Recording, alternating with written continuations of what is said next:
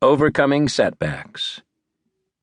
The future doesn't belong to the faint-hearted. It belongs to the brave. Ronald Reagan, in an address to the nation following the explosion of the Space Shuttle Challenger on January 28, 1986. America was founded by brave and rugged individuals seeking personal liberty and the freedom to choose their own destiny. Likewise, the American West was explored and settled by those who wished for more land, more independence, more gold, more self-determination. Driven by curiosity, a spirit of adventure, and the lure of the great unknown, brave explorers settled America, despite great risk, yet they willingly faced that risk for the hope of even greater reward. In the business frontier, brave entrepreneurs continually try to build, create, and expand into new areas of discovery, technology, or innovation. They do so at great personal risk and often personal expense to push the boundaries of design, purpose, or product just a bit further than has ever been done before. They do so knowing they cannot have rewards without taking risks, and they willingly and boldly press forward anyway. In Charles Koch's book, The Science of Success, I admired the inclusion of a list of all the successful companies and industries which they built or in which they have been invested, and appreciated even more the inclusion of a list of the companies they started that failed. Charles Koch and his brother David are extremely successful and have seen their share of rewards. Yet they realize, as all good leaders do, that success does not come without also assuming, managing, and bravely facing risk.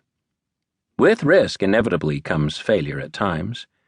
A great leader handles success with humility and caution, appropriately acknowledges failure, and then presses forward, again with inspiration and determination, toward the visionary goal ahead.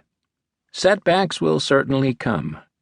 So how can you, as a leader, prepare to perpetuate and advance your vision while still properly addressing them? There is no clearer example of addressing setbacks appropriately than Ronald Reagan's response following the Space Shuttle Challenger disaster on January 28, 1986, when tragedy struck the skies above Kennedy Space Center. Just 73 seconds into its flight, the Challenger broke apart in the sky, leading to the deaths of its 7 crew members. Due to the presence on board of Krista McAuliffe, the first teacher going to space, many viewed the launch live, including school children all across the nation. I remember vividly watching the launch from my classroom and seeing the horrific images on the television.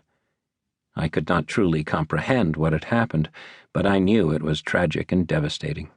I was shocked, saddened, and speechless. Later that same evening, I watched as a very solemn, very sincere President Reagan gave a speech that would speak to and on behalf of a nation in sorrow and begin the process of healing. He immediately addressed the tragedy. He sincerely conveyed the grief he felt within his own heart, which was shared across the nation, but he didn't abandon us in our mourning or let us linger without hope. He respectfully lifted our thoughts beyond the immediate sorrows, and renewed the country's dedication to the Space Shuttle program with the following excerpted remarks. Today is a day for mourning and remembering. Nancy and I are pained to the core by the tragedy of the Shuttle Challenger. We know we share this pain with all of the people of our country. This is truly a national loss.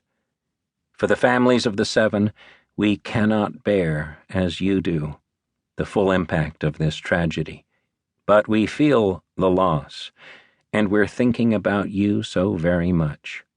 Your loved ones were daring and brave, and they had that special grace, that special spirit that says, "Give me a challenge, and I'll meet it with joy." They had a hunger to explore the universe and discover its truths. They wished to serve, and they did. They served all of us. And I want to say something to the school children of America who were watching the live coverage of the shuttle's takeoff. I know it's hard to understand, but sometimes painful things like this happen. It's all part of the process of exploration and discovery. It's all part of taking a chance and expanding man's horizons. The future doesn't belong to the faint-hearted, it belongs to the brave. The Challenger crew was pulling us into the future, and we'll continue to follow them. Nothing ends here. Our hopes and our journeys continue. The crew of the Space Shuttle Challenger honored us by the manner in which they lived their lives. We will never forget them.